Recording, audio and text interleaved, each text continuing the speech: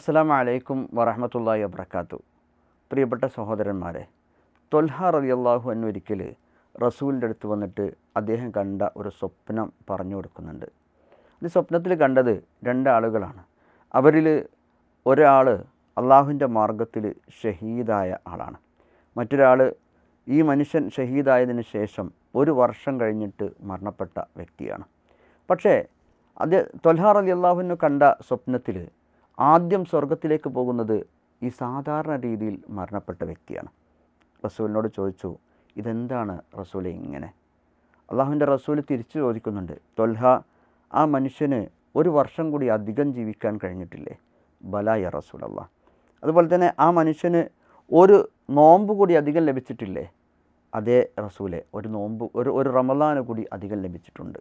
അത് മാത്രം മതി ത്വൽഹ, ആ മനുഷ്യൻ ഷഹീദായ മനുഷ്യനേക്കാൾ നേരത്തെ അള്ളാഹുവിൻ്റെ സ്വർഗത്തിലേക്ക് പ്രവേശിക്കാൻ കാരണമായിട്ട്. സഹോദരന്മാരെ, ആ ഒരു നോമ്പാണ്, ആ ഒരു റമളാനാണ് നമുക്ക് അധികം ലഭിച്ചിട്ടുള്ളത്. അതുകൊണ്ട് ആ ഒരു ആഗ്രഹത്തോടു കൂടി റമളാനെ ഉപയോഗപ്പെടുത്തുക. ഇൻഷാ അള്ളാഹു സുബ്ഹാനഹു തആല റയ്യാൻ എന്ന കവാടത്തിലൂടെ സ്വർഗത്തിലേക്ക് പ്രവേശിക്കുന്ന ആളുകളുടെ കൂട്ടത്തിൽ നമ്മെയും ഉൾപ്പെടുത്തി അനുഗ്രഹിക്കുമാറാകട്ടെ.